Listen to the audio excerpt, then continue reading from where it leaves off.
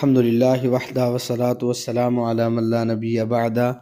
اشہد ان لا الہ الا اللہ وحدہ لا شریک لہ واشہد ان محمدا عبدہ ورسولہ اما بعد فاعوذ باللہ السمیع العلیم من الشیطان الرجیم وَلَقَدْ آتَيْنَا مُوسَى الْكِتَابَ،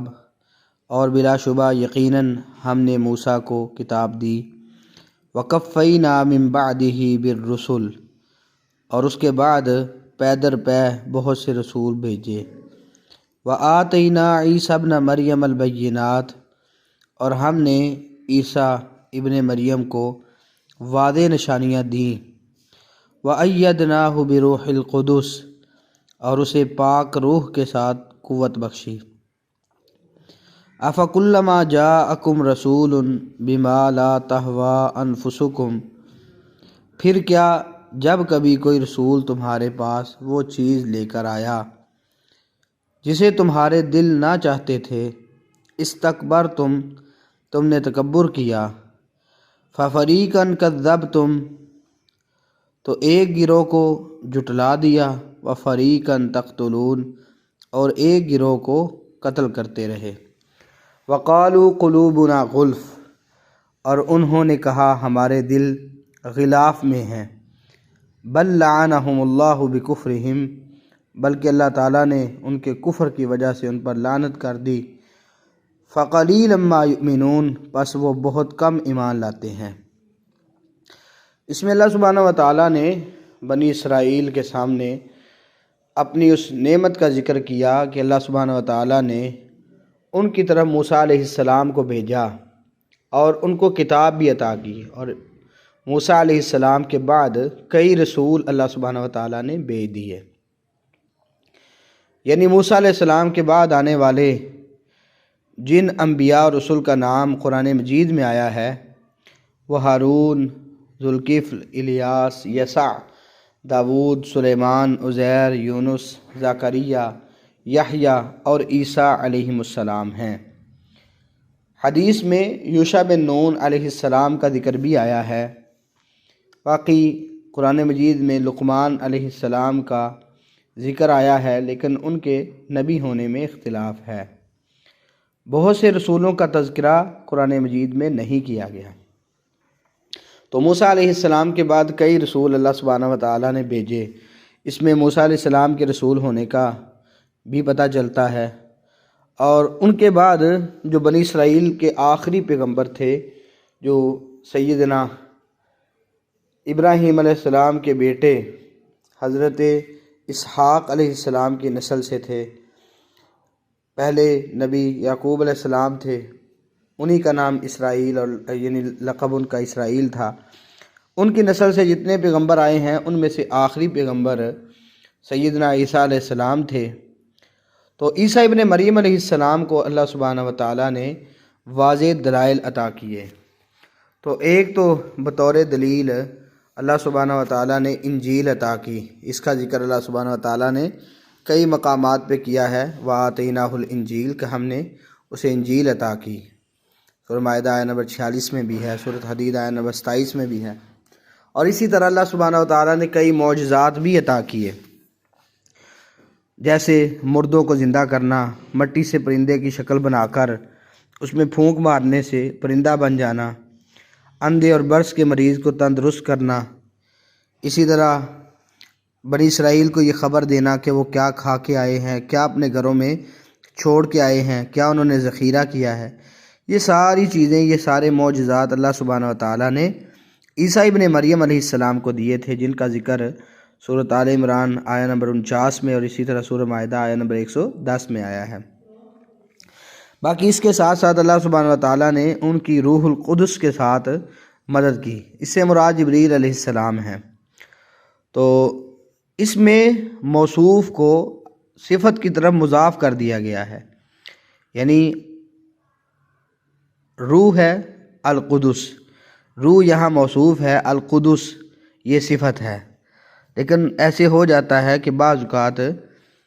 اسے موصوف کو صفت کی طرف مضاف کر دیا جاتا ہے، تو یہاں یہ معنی کیا گیا ہے پاک روح، روح مضاف ہے لیکن ہے موصوف، تو اس سے مراد پاکیزہ روح ہے۔ تو بعض اہل علم نے القدس میں اللہ سبحانہ و تعالیٰ مراد لیا ہے، کیونکہ اللہ تعالیٰ بھی سراسر پاک ہے اور روح اس کی طرف مضاف ہے۔ گویا روح القدس کا معنی ہوا روح اللہ، کہ یہ اللہ کی روح ہے۔ اگرچہ تمام روحوں کا مالک اللہ سبحانہ و تعالیٰ ہی ہے، مگر جبریل علیہ السلام کی خصوصی عزت افزائی کے لیے انہیں روح اللہ کہا گیا ہے، جیسا کہ بیت اللہ ہے، ناقۃ اللہ ہے۔ قرآن مجید میں یہ الفاظ استعمال ہوئے ہیں۔ اگرچہ سب گھروں کا مالک تو اللہ سبحانہ و تعالیٰ ہے، لیکن بیت اللہ کے حوالے سے یہ کہا کہ یہ اللہ کا گھر ہے، کعبہ کے بارے میں۔ اسی طرح ساری اونٹنیاں اللہ تعالیٰ کی ہی پیدا کردہ ہیں، ان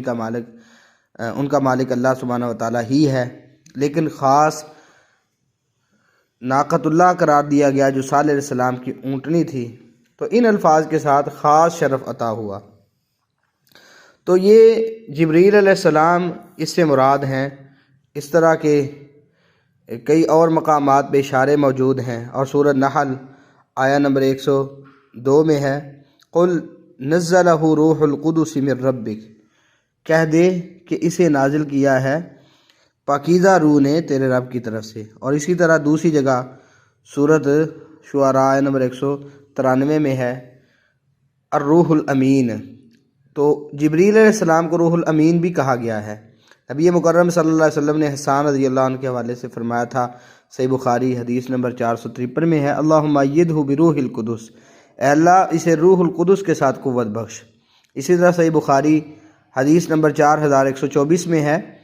کہ بنو قریظہ سے جب جنگ ہونے والی تھی تو اس دن اللہ تعالیٰ نے اللہ کے نبی صلی اللہ علیہ وسلم نے حسان رضی اللہ تعالیٰ عنہ سے فرمایا تھا، احجل مشرکین فإن جبریل معک، کہ مشرکین کی حجب کرو کیونکہ یقیناً جبریل تیرے ساتھ ہے۔ تو معلوم ہوا کہ روح القدس جبریل ہی ہیں۔ ان پر روح کا لفظ کئی جگہوں پہ مستعمل ہے، جیسا کہ سورۃ معارج آیہ نمبر 4 میں ہے، اسی طرح سورۃ نبا آیہ نمبر 38 میں ہے، سورۃ القدر آیہ نمبر 4 میں ہے۔ تو اس طرح اللہ سبحانہ و تعالیٰ نے عیسیٰ ابن مریم علیہ السلام کی مدد کی۔ ویسے تو کئی انبیاء کو اللہ تعالیٰ نے بینات عطا کیے اور معجزات دیے، جبریل کے ساتھ وحی ہوئی، مگر عیسیٰ علیہ السلام کے ساتھ معجزوں اور روح القدس کی تائید کا خاص طور پر اس لیے ذکر کیا گیا کہ یہود نے اتنے برگزیدہ پیغمبر کو بھی جھٹلا دیا، بلکہ انہوں نے اپنے خیال میں سولی پر چڑھا بھی دیا، تو اسے اپنا فخریہ کارنامہ بھی وہ سمجھتے تھے، جیسا کہ سورہ نساء آیہ نمبر 157 میں ہے، وَقَوْلِهِمْ إِنَّا قَتَلْنَا الْمَسِيحَ عِيسَى ابْنَ مَرْيَمَ رَسُولَ اللَّهِ وَمَا قَتَلُوهُ وَمَا صَلَبُوهُ وَلَٰكِنْ شُبِّهَ لَهُمْ۔ اللہ تعالیٰ نے ان پر لعنت کی کس وجہ سے؟ کہ انہوں نے یہ بات بھی کہی کہ ہم نے عیسیٰ بن مریم جو اللہ کے رسول تھے ہم نے ان کو قتل کر دیا ہے، حالانکہ انہوں نے اسے قتل نہیں کیا اور نہ سوری چڑھایا، لیکن شبیہ بنا دیا گیا کسی کو مسیح علیہ السلام کا۔ تو بہرحال مسیح علیہ السلام کو تو انہوں نے قتل نہیں کیا، لیکن ہوتا کیا تھا، اگر رسول کوئی ایسی بات لے کے آتا جو ان کی خواہشات کے مطابق نہیں ہوتی تھی تو وہ یا تو جھٹلا دیتے تھے یا قتل ہی کر دیتے تھے۔ تو سورۃ بقرہ آیہ نمبر 61 میں پہلے گزر چکا ہے ان کے نبیوں کو ان کا قتل کرنا، اس کا ذکر پہلے بھی ہو چکا ہے۔ جھٹلاتے تھے اور ساتھ کیا کہتے تھے، ہمارے دل پردے میں ہیں، غلاف میں ہیں۔ تو اس کا مطلب ایک تو یہ ہو سکتا ہے کہ جیسے کوئی چیز غلاف میں ہو، باہر والی چیز کا اس پر اثر نہیں ہوتا، تو وہ بھی یہ کہتے تھے ہمارے دل غلاف میں محفوظ ہیں، ان پر تمہاری باتوں کا کچھ اثر نہیں ہوتا، جیسا کہ سورۃ حامیم مسیدہ آیہ نمبر 5 میں ہے، وَقَالُوا قُلُوبُنَا فِي أَكِنَّةٍ مِّمَّا تَدْعُونَا إِلَيْهِ، انہوں نے کہا ہمارے دل اس بات سے پردوں میں ہیں جس کی طرف تو ہمیں بلاتا ہے۔ بعض علماء نے یہ بات ذکر کی ہے کہ وہ کہتے ہیں کہ ہمارے دل علم اور حکمت سے پر ہیں، غلف کا معنی کہ ہمارے دل پہلے سے پر ہیں، اب کسی اور چیز کی گنجائش نہیں ہے۔ تو یہ بھی ایک لعنت کی نشانی ہے کہ انسان حق بات سے متاثر نہ ہو بلکہ فخر کرے کہ جو ہے وہ اسی پر میں ٹھیک ہوں۔ تو آخر میں فرمایا فَقَلِيلًا مَا يُؤْمِنُونَ، بہت ہی کم لوگ ہیں جو ایمان لاتے ہیں۔ ایک تو یہ ہے کہ ایمان لانے والے کم ہیں، اور دوسرا یہ کہ بہت کم ایمان لاتے ہیں، پورا ایمان نہیں لاتے۔ بعض انبیاء کو مان لیتے ہیں، بعض کا کفر کرتے ہیں، دونوں صورتوں میں نقصان کا باعث ہے۔ اللہ تعالیٰ ہمیں ہدایت پہ